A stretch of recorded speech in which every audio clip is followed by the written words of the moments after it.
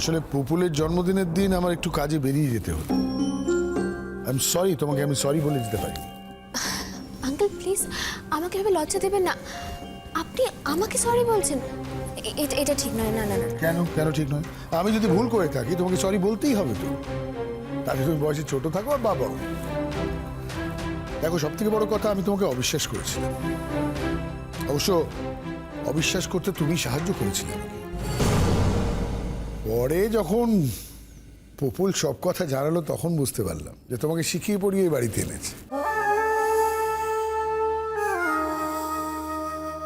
আমার ছেলেটাও অদ্ভুত, এত শিখিয়ে পড়িয়ে কেন আনার দরকার ছিল? নিজের স্ত্রীকে ডিরেক্টলি বলতে পারতো ওকে ভালোবাসে, এতদিন ওরা কেউ কষ্ট পেত না।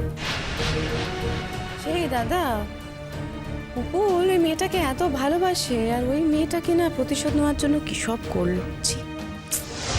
কি তুমি আবার শুরু করেছো শাহানা?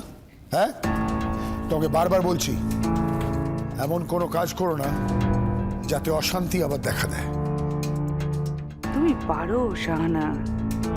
তুমি জানো না, পুত্রবধূ সম্পর্কে কিছু শুনলে প্রচন্ড রিয়াক্ট করে, এইভাবেই রিয়াক্ট করে। দেখছো তো, আমি সব জেনেও চুপ করে আছি। হ্যাঁ দিদি ভাই, কিন্তু সত্যিটা তো বলতে হবে, তাই না? সত্যিটা না বললে দাদা জানবেন কি করে? কি সত্যি? কি এমন সত্যি যেটা বাড়িতে ঢুকতে না ঢুকতে আমাকে জানতেই হবে? তোমার ছেলে ওই মেয়েটিকে যেদিন এখানে নিয়ে এসেছিল, কাজের মেয়ে পরিচয় দিয়েছিল, মানে যেদিন বিয়ে করে বাড়িতে ঢুকেছিল। হ্যাঁ, এই কথা তো আমরা সবাই জানি, এবং সেই দিন সেই সিচুয়েশন ডিমান্ড করেছিল বলে পুপুল ওই কথাগুলো বলেছে। আজ তো আর সেই সিচুয়েশন নেই।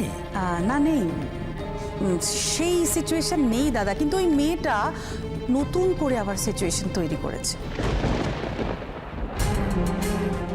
কি বলতে চাইছো তুমি? কি এমন সিচুয়েশন ক্রিয়েট করছে? না না, আমরা কোনো জাতা কথা বলতে আসিনি, কিন্তু তোমার যদি আমাদের না বিশ্বাস হয়, তুমি নিজের ছেলেকে জিজ্ঞেস করো, শাইনিকে জিজ্ঞেস করো, ওরা তো মিথ্যে কথা বলবে না। না বাই দ্য ওয়ে দাদা, তুমি যখন বাড়িতে ছিলে না, তখন তোমাকে না জানিয়ে ওই রাজা রানী তার ভাইয়ের কাছে গেছে। তোকে আমি আগেও বলেছি শাহানা, রাধারানী সম্পর্কে যখনই কথা বলবে মনে রাখবে ও তোমার গুরুজন, সম্মান দিয়ে কথা বলবে। অবশ্য তাতে রাধারানীর কিছুই এসে যায় না। কথা কি আর এমনি এমনি বলি? কথা বলার যথেষ্ট কারণ আছে, সেই জন্যই বলি। যাক, সব বলে কি লাভ? হ্যাঁ ঠিকই তো, আমি ওকে নিয়ে কথা কেনই বা বলবো? মানে